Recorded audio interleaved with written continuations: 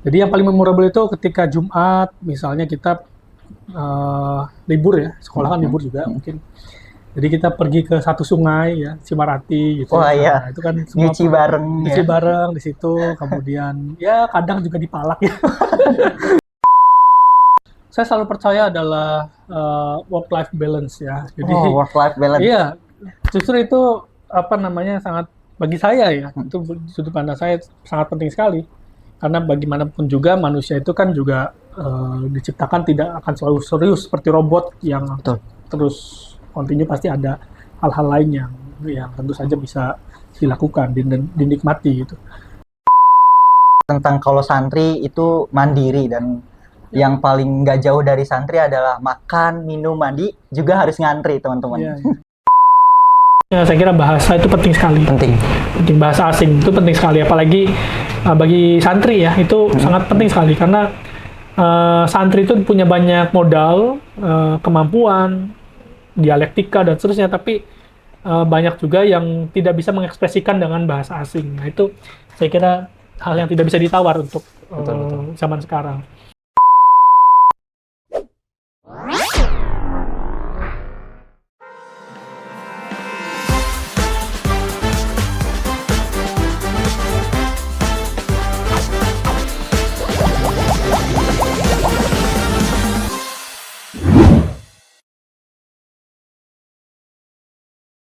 Assalamualaikum warahmatullahi wabarakatuh. Halo sahabat Iqbal, selamat datang di podcast inspiratif, podcast suara alumni. Dari mereka yang pernah duduk di bangku yang sama seperti kita. Persembahan dari Ikatan Keluarga Besar Alumni Pondok Pesantren Nurul Huda Munjul, Jabodetabek.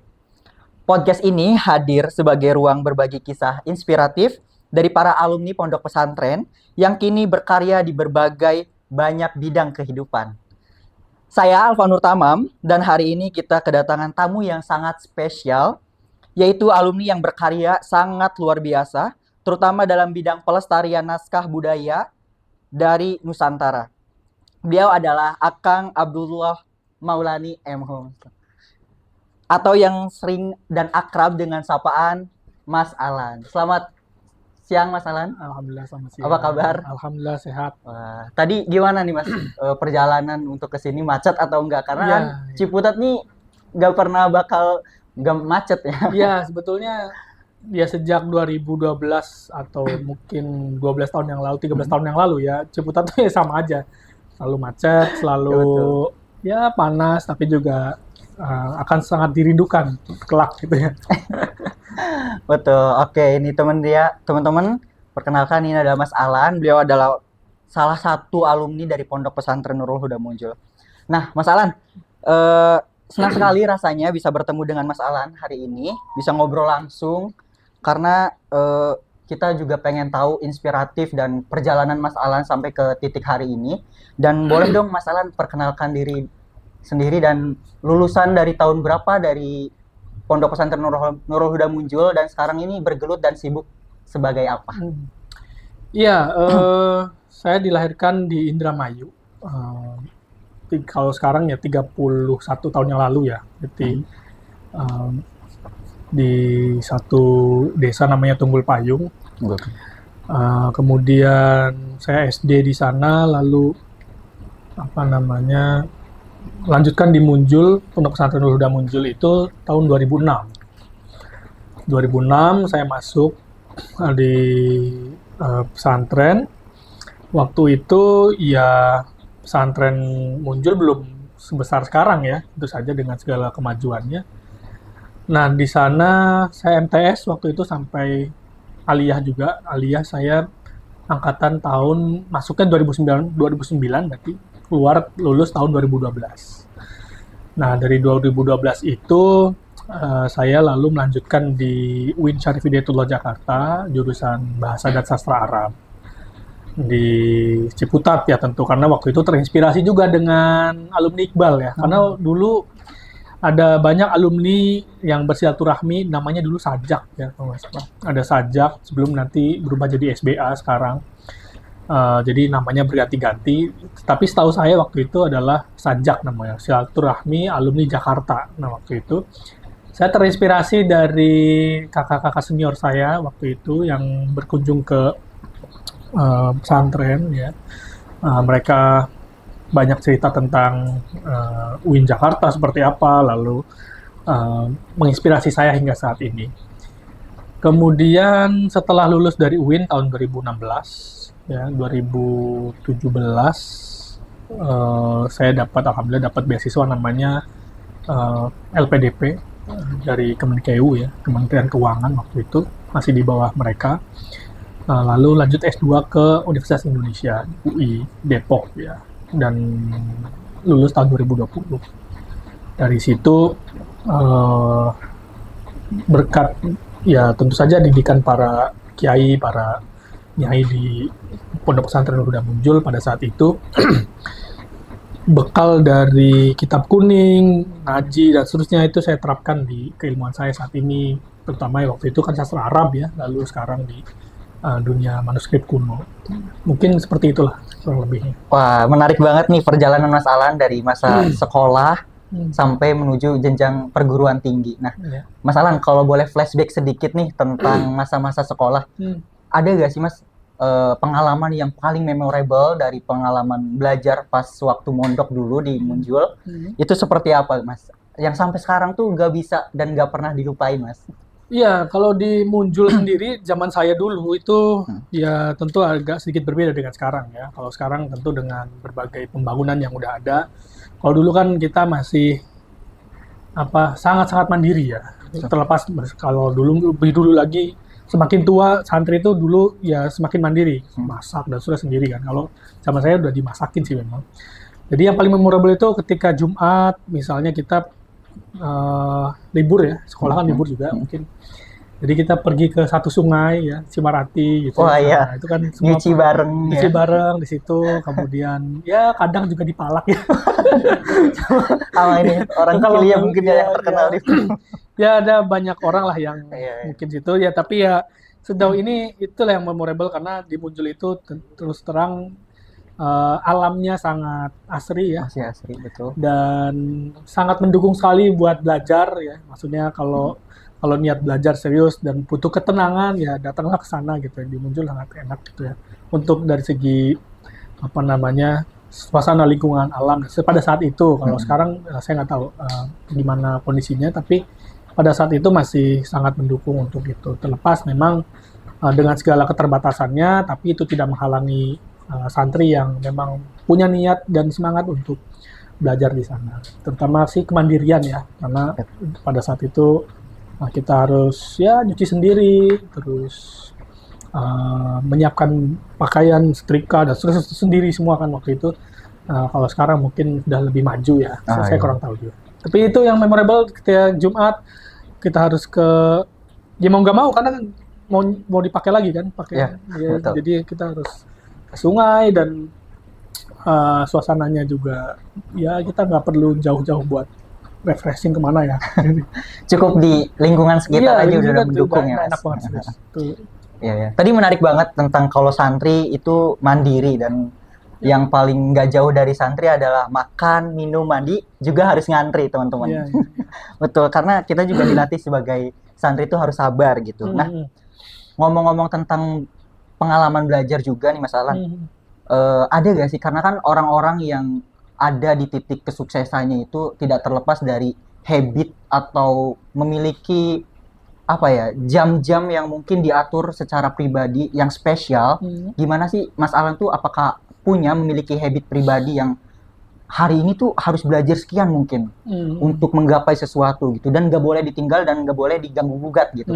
Ada gak sih Mas rahasia atau habit dari Mas Alan untuk proses itu? Iya, kalau dulu di Munjul atau selama saya santren terus sampai sekarang, saya selalu percaya adalah work-life balance ya. Jadi work-life balance. Iya, justru itu sangat bagi saya ya, itu sudut pandang saya sangat penting sekali. Karena bagaimanapun juga manusia itu kan juga diciptakan tidak akan selalu serius seperti robot yang terus kontinu, pasti ada hal-hal lain yang tentu saja bisa dilakukan, dinikmati gitu. Nah, work life balance itu maksudnya tentu ada ketika saatnya ngaji, ya ngaji seperti biasa, seperti pada santri pada umumnya. Ketika bermain, ya bermain gitu. Bahkan dulu saya karena saking suka dengan sepak bola bikin satu turnamen di santri gitu. Karena saya sangat suka sekali dengan kompetisi sepak bola waktu itu, sehingga bikin kompetisi antar waktu jadi Duraam ya waktu itu ya. Iya. Jadi bikin kompetisi antar asrama ya waktu Antar itu. asrama. Jadi ya itu bagian dari work life balance-nya. Jadi saat itu bagaimana ya santri kan tentu dengan aktivitas yang tidak sedikit tentu saja, dari pagi sampai malam sampai tidur lagi itu kan itu aktivitas yang sangat sangat padat. Tapi waktu itu ya kita bisa melakukan semacam keseimbangan antara belajar dan juga bermain. Tapi di satu sisi kita tidak juga meninggalkan kewajiban. Bagi saya sih gitu ya. Jadi waktu-waktu tertentu yang digunakan untuk belajar ya sebetulnya set waktu yang sudah ditentukan oleh kiai atau dulu ustadz yang membina kita pada waktu pesantren itu juga akhirnya diterapkan juga, karena kembali membekas di keseharian gitu pada akhirnya. Karena pada waktu itu ya jam-jam tertentu kita ngaji, oke, ada waktu, kemudian jam-jam tertentu juga ada waktu untuk senggang, untuk menikmati. Dan waktu itu saya juga sedikit menggeluti, dulu suka nyoret-nyoret ya, suka gambar bikin komik strip ya dulu waktu di pondok. Cuma waktu itu nggak publish-nya nggak masif kayak sekarang ada sosmed. Iya. Ya asal bikin buku aja, terus dulu tuh saya edarin gitu ke teman-teman, gimana nih gitu. Dulu ya waktu zaman itu bikin, misal ada waktu itu ya ada salah satu ustadz yang galak ya, bukan galak ya, dikenal killer ya gitu. Iya mungkin. Tapi ya nggak tahu apa sih boleh sebut nama nggak sih? Disiplin mungkin Ya, orangnya disiplin ya. Terus pernah satu kejadian beliau itu di bak mandi ya, di bak mandi itu kan ada waktunya sekolah gitu misalnya. Tapi santri masih banyak gitu, masih pada ngumpul di situ. Terus ya biasa dengan keras gitu kan beliau gebrak-gebrak gitu kan ini pintu kamar mandi. Terus ada yang lagi duduk ya mandi dalam, didobrak gitu kan. Terus saya bikin komik stripnya terus pada ketawa gitu.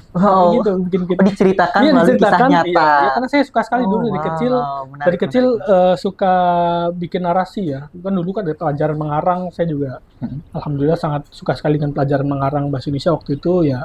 Saya terapkan ke pesantren karena pesantren waktu itu belum ada wadahnya, sehingga betul.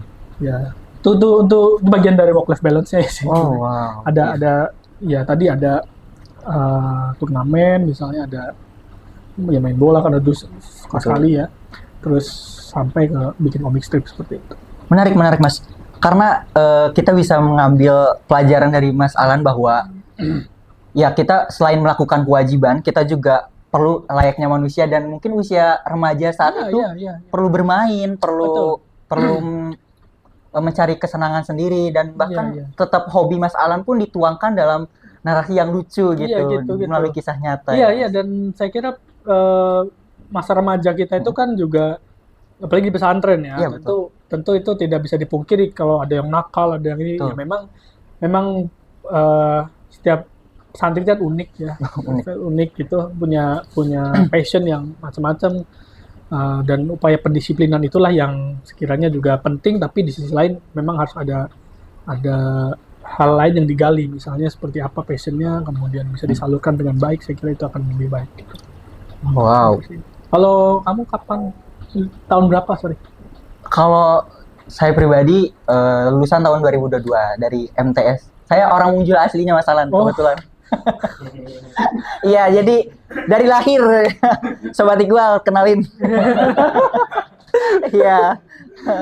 Karena di Munjul itu akrab, saya itu disebut dengan Evan, Mas. Kalau di sini ganti pribadi lah, jadi nama mungkin jadi Alvan gitu. Iya. Ya memang di Ciputat tuh bagian dari upaya kita rebranding ya. Iya, rebranding, betul banget. Di Munjul jadi panggilnya apa? Iya, betul. Bisa makanya waktu saya di UI juga dipanggilnya beda, bukan Alan, bukan siapa Mas? Saya dipanggil Maul gitu. Maul, wah jauh banget ya. Orang semua panggilnya Maul gitu di UI itu, waktu di UI ya. Waktu S2 di UI. Jadi Ya, ketika hijrah bagian dari rebranding. Kalau hijrah belum di rebranding ya berarti ada yang salah. Menarik karena kan kita punya personal branding yang Iya, baru iya, dan iya. kita juga punya Iya, hal iya. yang baru juga gitu sih.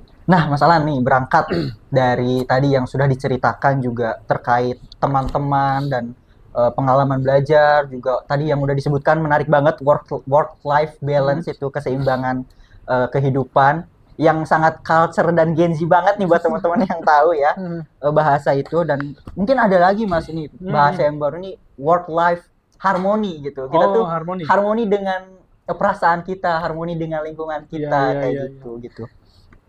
Tapi ya memang pada waktu itu kalau sekarang kan work life balance tuh jadi semacam alasan dia untuk tidak memilih. Tapi pada waktu itu memang secara Iya. mentalitas Iya, kan iya. generasi 90-an tentu ya. Iya betul. Itu agak berbeda karena kita ya pada saat itu belum belum mengenal teknologi kayak sekarang ini. Jadi secara mentalitas kita udah jauh lebih kuat ya Betul. saat itu. Jadi Yang mungkin bisa dimaknai seperti itu. yap, yang nggak mungkin kalau yang bisa terlihat sekarang karena sudah media sosial udah bertebaran di mana-mana dan orang-orang lebih gampang untuk mencurahkan dan terlihat seolah-olah seperti lemah atau mentality issue gitu ya. Iya, iya.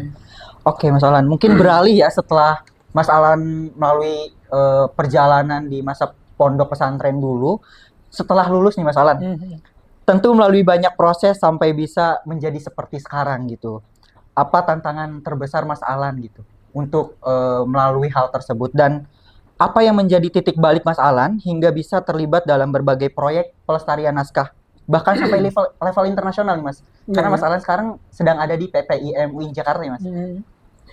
Iya, tentu saya harus mengucapkan banyak terima kasih juga tentu saja kepada para kiai di Muncul, terutama ya yang dulu saya mondok di Kiai Hasan Makmun, semoga beliau selalu sehat ya. Amin.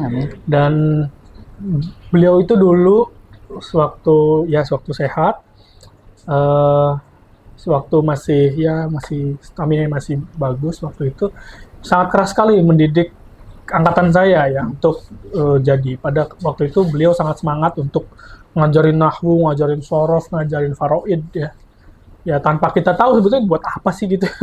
Ya, pada waktu itu kan kita bertanya-tanya aja gitu ngapain sih, tapi kita jalani. Dan pada saat itu yang paling memorable dari beliau adalah kalau nggak bisa baca, misalnya nggak bisa baca kitab kuning yang ditunjuk misalnya berapa baris gitu, itu nanti dihukum suruh nyebur ke balong gede kolam ya kayak gitu, sampai hukumannya sampai keras itu pada waktu itu. Tapi itu kita jalan dengan enjoy bagian dari. Tapi ya kembali dari situ setelah lulus begitu terasa manfaatnya gitu ya.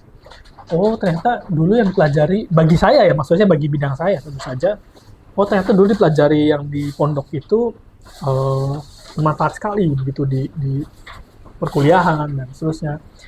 Sehingga saya ya bukan ini ya, tapi tahadus bin ni'mah. Pada saat itu kan satu kelas saya itu kan juga banyak dari Gontor, dari mana, dari pondok-pondok besar ya. Ya bisa dibilang ya tidak ketinggalan lah. Ya mungkin orang kalau melihat atau mendengar kata pesantren Munjul tidak semua orang tahu. Tapi kalau dibandingkan dengan pesantren besar, tapi pada waktu itu alhamdulillah saya dan beberapa angkatan saya juga itu ya bisa bersaing lah, katakanlah gitu, bisa masuk peta radar yang nggak ketinggalan gitu ya. Nah, dari situlah bekal itu kemudian saya waktu skripsi tertarik dengan satu tema terkait dengan istilahnya filologi. Iya, filologi itu satu ilmu yang membahas tentang kajian teks-teks naskah kuno. Ya, terutama yang di Indonesia itu dikenal seperti itu, atau di luar negeri juga banyak ya, di Timur Tengah. Kalau di Timur Tengah istilahnya ilmu tahqiq ya, atau ya ilmu tahqiq itu ya sama ya, filologi sekarang, atau kritik teks ya. Nah terus di Inggris ya, istilah bahasa Inggris tentu saja ada textual criticism ya, ada istilah itu. Tapi ya lagi-lagi dari situ ilmu sorof, ilmu nahwu, terus pelajaran waktu kajian di pesantren itu sangat membantu sekali, apalagi di Indonesia. Itu kita ketahui bahwa Indonesia itu kan tidak kurang dengan cendekiawan para sarjana besar pada masa lalu ya, dan kitab-kitabnya bertebaran di mana-mana dan banyak belum dikaji pada saat itu. Dan Sehingga pada saat itu saya tertarik dengan filologi dan akhirnya saya mengajukan skripsi filologi itu tentang salah satu kitab namanya Kashful Muntadhar. Dibimbing oleh Profesor Oman Fathurrahman. Beliau adalah salah satu filolog terkemuka di Asia Tenggara lah, katakanlah gitu ya, terutama kajian-kajian Asia Tenggara di Fakultas Adab dan Humaniora UIN Jakarta. Nah, dari situlah saya dibimbing beliau dan hanya memakan waktu 3 bulan pada itu bimbingannya, lumayan cepat. Nah, pada saat itu saya menerapkan skripsi itu one day one page. One day one page. Ya, Satu hari satu halaman. iya, saya selalu menerapkan itu. Jadi ketika skripsi itu kan yang paling males itu buka laptopnya. Betul. Karena ter-distract semua hal gitu. Iya, kan. apalagi sekarang, aduh, Wah, scrolling TikTok. Instagram, TikTok udah maghrib, Betul. udah malam gitu, udah tengah. Jadi Gak terasa ya. pada waktu itu saya one day one page, satu hari satu halaman untuk skripsi. Nah, satu skripsi, saya alhamdulillah skripsinya kan waktu itu 90 halaman. Jadi let's say 3 bulan lah. Tepat 3 bulan saya lulus. Nah, dari lulus itu kemudian Prof. Oman melihat saya ya entah apa ya, tapi pada dasarnya bisa direkrut lah istilahnya. Karena beliau sangat concern dan sama anak bimbingannya yang punya bakat dan punya potensi gitu, sehingga saya direkrut di PPIM UIN Jakarta. Waktu awal-awal sih karena mengelola jurnal ya begitu. Ada project namanya DRIMSI, ya, Digital Repository of Endangered and Affected Manuscripts in Southeast Asia, atau upaya penyelamatan digitalisasi naskah-naskah kuno se-Asia Tenggara. Nah, itu fundingnya dari Arcadia, Inggris, kemudian bekerjasama dengan Universitas Hamburg di Jerman. Jadi kita menyelamatkan naskah-naskah seluruh Asia Tenggara, termasuk pada tahun 2023, ya kalau salah, 2023 betul, itu Pondok Pesantren Udah Muncul juga menyimpan banyak manuskrip kuno. Mungkin belum tahu tuh. Belum tahu. Nah, itu gimana? Saya belum tahu gimana sih, Pak? Wah, makanya ini pentingnya ilmu filologi mungkin ya, Mas Alan, dan bisa terkuak naskah-naskah kuno yang emang belum muncul di permukaan gitu. Iya, 2023 itu kami ya mendigitalisasi, termasuk ada anak-anak Iqbal juga waktu itu, ada Mas Aib Fikri ya, Hasan Fikri, terus siapa lagi ya? Beberapa, siapa? Bukan. Ya, ada beberapa anak Iqbal yang terlibat juga dalam pelestarian naskah kuno di Munjul pada waktu itu. Ada 13 naskah kuno abad. 13? Ada 13. Wow. Tapi konon lebih banyak. Pasti saya menduga itu lebih banyak. Ada 13 yang boleh dibuka pada waktu itu dan sudah didigitalkan dan bisa diakses pada saat ini. Dan isinya sangat menarik sekali. Ada bagaimana catatan Mbah Abdullah ya, tentu saja pendiri pesantren Munjul itu. Di sana ada catatan anak-anaknya gitu atau anak keturunannya, bahkan akte kelahirannya itu kan ada beberapa anak cucunya, dan mungkin perlu penelitian lebih lanjut tentu saja. Dan dulu saya mondok di Munjul 6 tahun juga nggak tahu bahwa di situ ada naskah kuno. Ada naskah kuno ya. Ya mungkin di sini juga alumni-alumni Munjul yang lain juga mungkin belum tahu, tapi ternyata ya setelah melewati berbagai penelusuran dan pendekatan gitu, akhirnya naskah kuno ini bisa kita selamatkan juga dan bisa diakses sekarang. Dan jadi alumni Munjul kalau ingin tahu naskah kuno tentang Munjul sudah bisa dilihat secara digital gitu ya. Oh, bisa diakses di mana nih? Bisa, ada di dreamsi.co/repository. Nanti linknya ada di kasih di editor. Nanti ya. di bio mungkin ya dikasih untuk pengunjungan digital naskah kuno dari Munjul. Nah, teman-teman juga mungkin udah familiar lah untuk lulusan Pondok Pesantren Munjul. Kiai Haji Mbah Abdullah Lebu itu pendiri Pondok Pesantren dan karya beliau emang sering disinggung, ada beberapa, tapi memang tidak semua orang tahu gitu. Dan beruntung sekali Mas Alan bisa meneliti dan mengkuak dari isi naskah ini gitu. Iya, sebetulnya saya berkeyakinan bahwa pesantren-pesantren tua ya, yang sudah eksis ratusan tahun lalu, let's say tahun 1700 sampai 1800 lah pesantren itu ada, itu saya duga kuat pasti dia punya naskah kuno. Saya selalu berasumsi demikian, karena Karena bagaimanapun juga namanya pesantren itu kan juga istilahnya Gudangnya pusat ilmu dan ilmu, betul, gudangnya ilmu dan pusat aktivitas literasi. betul. Ya, tulis menulis kan di situ. Betul, kan. betul. Nah, makanya itu pasti ada. Dan saya menduga kuat dari begitu saya terjun di dunia naskah kuno 2017, 2016, itu saya juga udah menduga bahwa di Munjul pasti ada menyimpan gitu. Mungkin Betul. belum saatnya pada waktu itu, dan alhamdulillah dengan kebaikan Kiai Ubaidillah Rumli ya waktu itu yang menyimpan, dan juga ada Kiai Ibnu Sirin awalnya. Saya juga dapat info dari awal dari beliau, dari Kiai Ibnu Sirin. Kemudian Kiai Ubaidillah Rumli menginfokan ada naskah kuno dan boleh diakses gitu ya. Dan 2023 alhamdulillah kita digitalisasi dan sekitar 5.000 halaman loh. 5.000 halaman. Dan kalau boleh tahu itu isi kitab naskah itu apa? Iya, kitabnya macam-macam ya. Ada kitab Nahwu, kitab Shorof, dan ada Al-Muqaddimah Al-Hadramiyah, itu kitab fikih ya. Terus kalau nggak salah kitab fikih ya. Itu terus ada beberapa kitab-kitab babon ya, kitab-kitab klasik yang udah nggak dikaji di Munjul. Oh, Gitu. Artinya apa? Artinya pesantren Munjul dulu kajian ilmunya itu dalam-dalam gitu ya. Maksudnya secara kajian ilmu itu apa ya? Udah maju lah istilahnya. Udah apa ya? Lebih kompleks. Ada mantiq, ada balaghah. Kalau sekarang kan juga nggak tahu diajarkan atau tidak, tapi ada mungkin ada perubahan orientasi ya, tapi Betul. yang saya komentari adalah bahwa Munjul dulu dengan kekayaan literasinya, santri Munjul itu ya dulu sehebat itu juga gitu. Kajiannya kitab-kitab besar yang apa namanya juga dikaji oleh pesantren-pesantren besar pada zaman itu. Gitu. Dan tidak perlu khawatir lagi bahwa siapapun yang mondok di Munjul artinya itu juga sanadnya mutawatir ke Rasulullah. betul. Nah, saya juga di situ ada silsilah. Saya menemukan silsilah Syatoriyah, ya, tarekat Syatoriyah. Jadi dari Mbah Syamsuddin, Mbah Syamsuddin itu FYI ya, atau sekedar informasi itu bahwa beliau itu kan putranya Mbah Abdullah ya. Nah itu beliau sanadnya sampai ke Rasulullah. Gitu. Jadi siapapun yang mondok di Munjul jangan ragu. Jangan ragu teman-teman. Iya. Iya, menarik banget Mas Alan.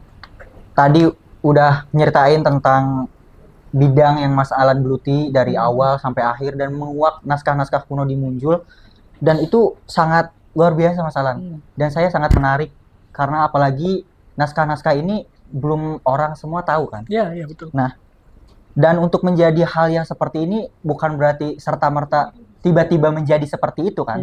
Dan perlu proses dan bagaimana perjuangan dalam penelitian gitu Mas Alan.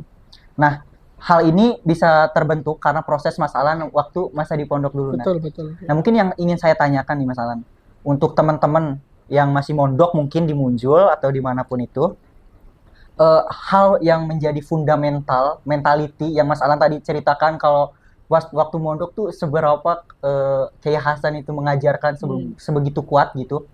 Itu hal apa sih yang mendasar untuk menjadi orang yang memiliki mental yang kuat gitu Mas?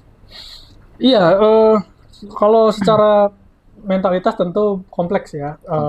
Saya melihat bahwa bagaimanapun juga ada beberapa elemen gitu dalam pesantren itu. Yang pertama tentu diri pribadi, kemauan yang kuat tentu saja itu jadi satu hal yang mutlak ya. Tapi yang perlu diperhatikan atau yang perlu diingat juga dukungan orang tua. Dukungan, ya, restu orang tua. Iya, dukungan orang tua. Jadi gini, Mas. Jadi akhir-akhir ini tuh kan sering bertebaran informasi selebaran atau video viral atau apa, siksaan santri kepada junior atau pembulian dan sudah. Tapi ya tentu saja dengan adanya kekerasan itu kita tidak mendukung ya. Tidak mendukung. Tentu saja. Nah, tapi ketika si anaknya merajuk pengen pulang terus orang tua nggak tega, itu banyak sekarang. Jadi dulu itu memang di generasi saya itu ya masih oke lah gitu. Mentalitas orang tua juga penting karena sebagai orang tua juga kita ya kembali niat untuk memondokkan anak kan apa. Tapi itu tidak bisa dipungkiri bahwa peran orang tua juga penting di situ. Walaupun sehari-hari ketika mondok tentu kita sudah nggak bersama orang tua lagi ya. Nah pertama tadi diri sendiri, kedua orang tua, kemudian juga yang ketiga tentu saja lingkungan pertemanan, ya circle pertemanan. Oh, ini penting banget, Mas. Penting banget, betul. Bagaimanapun juga kita sehari-hari ya itu dibentuk oleh karakter yang sudah ada di lingkungan itu dan dibentuk oleh sekelompok orang ya. Ada pertemanan di situ, ada circle orang-orang yang dengan latar belakang ekonomi yang berbeda, latar belakang orang tua yang berbeda, latar belakang pendidikan keagamaan yang berbeda-beda, tapi kita disatukan dalam satu wadah, itu juga jadi satu tantangan dan elemen yang tidak bisa dilepaskan dalam proses ini ya. Jadi ya bagi yang masih mondok tentu saja untuk mentalitas tentu ya saya hanya bisa berpesan bahwa nikmatilah gitu ya. Dinikmati saja ketika di pondok gitu ya.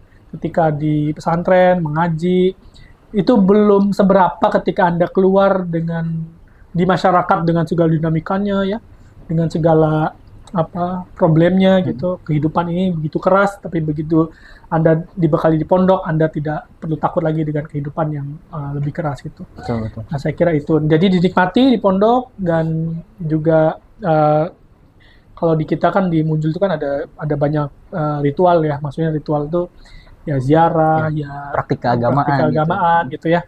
Nah, itu juga saya kira penting untuk dilakukan gitu, karena dimanapun juga kita sebagai seorang santri tentu tidak terlepas dari hal-hal seperti itu. Yep.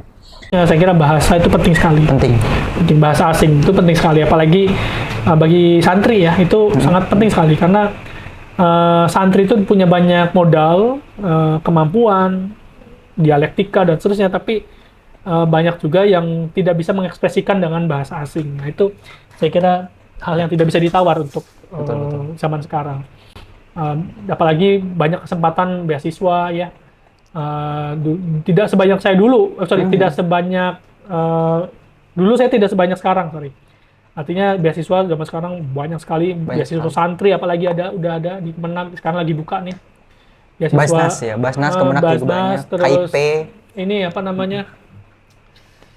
BIB, ya, beasiswa Indonesia Bangkit itu dari Kemenag. Itu beasiswa S1, S2, S3 gratis dan juga ada living cost-nya lumayan besar.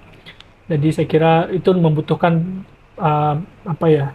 skill bahasa yang bagus, tentu saja bahasa asing, bahasa Arab atau bahasa Inggris, dan itu tidak bisa ditawar lagi gitu ya. Apapun keahliannya, misalnya saya nggak suka ngaji kitab, nggak suka ini, ya oke, itu bagian dari sudut pandang Anda, tapi apapun itu harus dibekali dengan kemampuan bahasa tadi, dan insya Allah derajatnya akan lebih tinggi dibanding yang lain. Gitu. Betul. Kesempatan juga akan lebih terbuka, apalagi kesempatan untuk meraih masa depan yang lebih baik itu juga akan lebih terbuka dengan penguasaan skill bahasa yang bagus. Saya kira itu.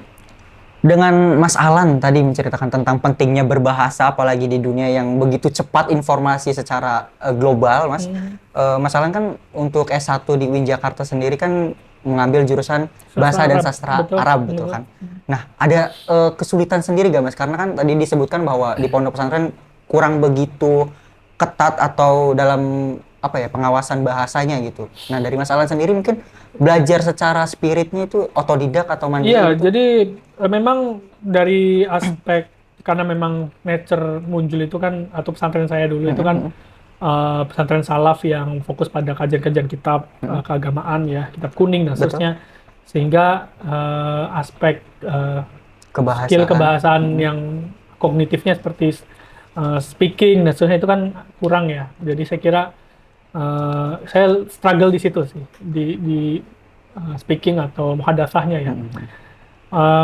Tapi itu sebenarnya bisa diatasi, apalagi dengan sekarang banyak otodidak, ada aplikasi, ada AI, ChatGPT nih mahasiswa yang sekarang sering pakai. Betul, dan saya kira itu bisa dimanfaatkan. Ya. Kalau zaman saya mungkin agak wajar karena ya zaman itu belum semaju sekarang ya teknologi dan seterusnya. Walaupun memang ada banyak cara. Kalau dulu kan beberapa caranya ya otodidak, ya gimana, susah juga ya di keterbatasan itu. Belum lagi dari segi kursus misalnya butuh ekonomi yang lebih baik gitu ya. Karena tidak murah juga tentu saja pada waktu itu. Tapi kalau sekarang saya kira udah banyak fasilitas yang bisa digunakan untuk meningkatkan skill kita, skill bahasa dan seterusnya gitu ya. Wow, menarik sekali ya teman-teman. Dan tadi juga menyinggung sedikit bahwa Mas Alan tadi mengatakan bahwa ketika kalian memiliki passion, Sobat Iqbal terutama, lakukan dengan totalitas. Itu ibaratnya aku pernah dengar Mas Alan, kalau kita nyebur ke kolam itu bukan cuma nyebur kaki, sekalian berenang gitu. Iya, betul. Jadi gak usah tanggung-tanggung gitu, gak usah setengah-setengah gitu ya Betul, Mas Alan. betul. Nah, menarik banget. Tadi juga udah menjelaskan bagaimana Dream C yang Mas Alan pernah lakukan. Terus Mas Alan punya banyak terlibat proyek-proyek dari Dream C. Terus juga aku juga baca dari profil Mas Alan di PPIM. Ada Wilma juga. Iya, iya. Terus bisa diceritakan nggak Mas Alan manfaat dari penelitian yang Mas Alan geluti sekarang gitu untuk masyarakat luas mungkin? Iya, iya. Bukan hanya sekedar tadi kan manuskrip yang diteliti di Munjul mungkin orang-orang tertentu doang yang tahu. Tapi manfaat secara luas gitu. Ada gak sih Mas? Ya, kalau dari aspek kajian tentu saja tadi sudah disebutkan ada kajian akademik, tentu itu ya memang limited ya. Tapi saat ini 2 tahun atau 3 tahun terakhir, saya sedang mengembangkan satu platform namanya bujangga.id. Bujangga.id. Ya, nanti mungkin linknya bisa ditaruh. Bisa nih ditaruh lagi teman-teman. Editor. Jadi Bujangga ID itu bagaimana menjembatani anak-anak kecil, ya, anak-anak usia SMP, SMA untuk bisa mengakses informasi yang ada dalam naskah kuno. Ya. Oh, wow. Naskah kuno itu kan isinya nggak cuma kitab-kitab keagamaan. Betul. Ada banyak cerita, folklore, ada cerita rakyat, Betul. ada Mitologi mungkin yang mitologi, suka terus cerita mitologi. Hikayat, Hikayat, terus betul. syair, puisi, prosa gitu-gitu ya. Artinya banyak, bahkan pengobatan, primbon ya, Oh, itu, iya, banyak itu sekali banyak ya. sekali. Dan hal itu kan juga jadi memori kolektif bangsa kita ya Betul. pada saat itu. Dan itu harus ditanamkan sejak dini. Makanya dari platform itu, jadi dari naskah kuno, cerita rakyat itu kita kemas jadi komik. Oh, agar menarik anak muda, betul. remaja. Menarik, Iya. komik. Ya, nanti itu gratis kok di gratis? bujangga.id, ya Oh. bisa dibaca. Nah, komik-komik Boleh, itu adaptasi dari naskah kuno tadi. Gitu. Kalau orang baca naskah kuno langsung kan pusing ya. Pusing, betul. Pusing banget Terus tulisannya juga mungkin nggak jelas Iya, juga. betul. Jadi kita menjembatani antara filolog, terus ilustrator gambar, ya, ilustrator grafis, dengan itu tadi market kita anak-anak generasi sekarang. Wow. Jadi inspirasinya dari mana? Inspirasinya dari webtoon ya, mungkin. Oh, webtoon, betul. Ya, webtoon kan juga itu kan komik, platform komik Bergambar, ya. Tapi kan itu fiksi ya, artinya dari karangan pribadi atau imajinasi penulisnya. Dan sayang sekali di kita kan masih banyak naskah kuno, masih banyak kebudayaan yang belum digali. Dan justru itu keunggulan bangsa kita pada saat ini gitu. Dibanding kalau teman-teman kita kiblatnya misalnya ke Hollywood, itu kan banyak juga yang sudah mengadaptasi film-film jadi mitologis jadi film gitu kan. Itu banyak sekali, jadi mitologi Yunani, mitologi Persia, mitologi Mesir kuno, itu kan jadiin film, jadi komik, jadi apa. Betul. Nah, saya kira itu menjadi satu project ke depan gitu ya. Yang menarik ya. Proyeksi ke depan bahwa naskah kuno itu nanti manfaatnya juga untuk memperkaya literasi. Karena dari survei survei Alibaca namanya, survei Alibaca, indeks Alibaca Indonesia di Jawa Barat, yang tentu saja saat ini kita di Jawa Barat ya berkegiatan, itu indeks Alibacanya itu cuma 23%. 23%. Ya, artinya penduduk Jawa Barat, dan itu nasional tentu masih ada beberapa yang lebih rendah. Tapi yang saya soroti di Jawa Barat sendiri itu akses terhadap bahan bacaan itu hanya 23%. Artinya si anak itu bisa mengakses bahan bacaan di perpustakaan, di toko buku, sangat atau terbatas. Ya, saya kira itu juga semacam motivasi ya. Betul. Bahwa bagaimanapun juga kemajuan teknologi, kemajuan itu kan tidak serta-merta ya. Bagaimana dulu China juga kan tahun 60-an juga negara berkembang. Ya. Negara yang terpuruk juga atas penjajahan. Tapi mereka bisa bangkit dan maju. Kenapa kita belajar dari mereka? Kita juga dulu punya Majapahit, punya Sriwijaya yang jadi pusat peradaban di Asia bahkan dunia ya. Imperium besar pada zamannya, dan juga pada saat itu juga kita punya peradaban yang sangat megah dan bisa kita lihat sampai sekarang. Betul, Ada betul. Borobudur, ada candi-candi yang besar. Wah, wah menarik sekali. Oh, oke, sekarang Mas Alan mungkin tadi udah bercerita banyak hal, udah berbicara tentang bidang dan background dari Mas Alan sendiri. Mungkin Mas Alan boleh dong kasih pesan buat adik-adik Sobat Iqbal di sana yang mungkin masih merasa bingung untuk masa depannya itu seperti apa dan setelah lulus tuh merasa minder karena mungkin ngerasa dari pondok pesantren kecil yang mungkin teman-teman rasakan gitu. Mungkin di khususnya untuk generasi yang Sobat Iqbal yang pengen lulus nih tahun ini mungkin ya Mas. Ya, kalau untuk pesan ya mungkin ya kerjakan apa yang jadi passion. Bagaimanapun juga passion itu yang menuntut kita untuk terus jalan gitu ya. Dan juga idealisme harus dijaga. Idealisme apa? Jadi ketika mengerjakan sesuatu, do the best gitu ya. Do the Ya, best. kerjakan dengan sebaik mungkin. Ya kadang kita berpikir, wah dibayar berapa sih gini. Tapi kadang kita tidak tahu manfaatnya di masa depan. Betul, Dan betul. itu akan membentuk kita. Ya saya ingat sekali dulu sewaktu di Ciputat ya, ya istilahnya freelancer gitu ya. Bahkan sampai jualan sendal waktu itu ikut saudara. Oh, Jualan sendal, jualan kaset, jualan macam-macam lah. perjuangannya Iya, itu jadi Pak. jadi pada waktu itu ya dipikir-pikir ya ngapain sih sebenarnya. Tapi itu yang membentuk kita. Kita Oh, nggak tahu rezeki kan dapat dari mana. Tapi intinya passionnya silakan digeluti. Bahkan kalaupun ada modal sedikit ya silakan Anda perdalam gitu ya.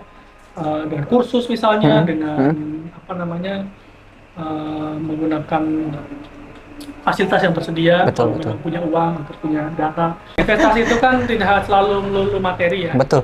Kalau ada tuh motivator keuangan juga kan, kalau investasi Anda punya uang sekian, investasinya itu dari perut ke atas gitu. Oh, Ya, maksudnya perut ke atas itu apa? Ya ini Iya, otak, ya. Maksudnya bukan yang dikeluarkan ke bawah itu ke ya. bawah, Oh, ya. oke. Artinya, maksudnya investasi ke atas itu skill, kemampuan, eh, tadi ya bahasa, terus apa namanya vokasi dan seterusnya, kemampuan-kemampuan yang bisa diasah untuk kursus. Saya kira itu menjadi satu yang bisa saya pesankan karena pengalaman ada digital media dan seterusnya. Dan bertebaran semuanya serba cepat dan serba gampang. Betul. Oke, Mas Alan terakhir nih, menurut Mas Alan sendiri, satu kebiasaan baik yang saat di pondok pesantren yang mungkin sampai sekarang harus dan wajib dipertahankan itu apa, Mas? Ya, kalau kebiasaan baik sih kan juga relatif ya sebetulnya ya. Betul. Tapi yang ingin saya tekankan sih tadi ya, kebiasaan baik itu artinya kita bisa menempatkan diri pada sesuatu kondisi yang dimana saat itu kita jadi kewajiban kita. Pada dasarnya itu sih yang bisa diambil dari pada waktu mondok dulu ya. Iya, betul. Ya, saya kira itu. Wah, menarik sekali teman-teman karena kita udah banyak panjang lebar ngomong apapun ini. Nanti mungkin Sobat Iqbal yang pengen lulus, kita tunggu di Ciputat, Ya, Jabodetabek. betul. Ya. Kita tunggu, kita sambut teman-teman untuk merangkul selama menjadi perjalanan di setelah lulus nanti. Mungkin itu aja Mas Alan, terima kasih banyak. Obrolan ini benar-benar full insightful, Ya. menarik banget. Ini obrolan yang sangat inspiratif teman-teman. Dan ini bisa membuka mata kita semua bahwa dari bangku madrasah kita bisa menjangkau dunia. Asal punya semangat belajar, tekun, dan cinta pada budaya sendiri. Karena ada istilah yang keren banget, pakai bahasa Inggris tadi misalnya, with knowledge we conquer the world. Kayak dengan ilmu pengetahuan kita bisa menggenggam dunia gitu. Terbukti dari Mas Alan, perjalanan beliau selama belajar di pondok dan selama belajar di perguruan tinggi itu penuh perjuangan. Dan mungkin itu aja buat teman-teman pendengar Sobat Iqbal, semoga kisah ini menjadi semangat baru dan menjadi inspirasi. Jangan lupa untuk follow, share, dan subscribe Iqbal Jabodetabek dan selalu dengarkan podcast Suara Alumni. Yang itu aja, kurang lebihnya mohon maaf teman-teman.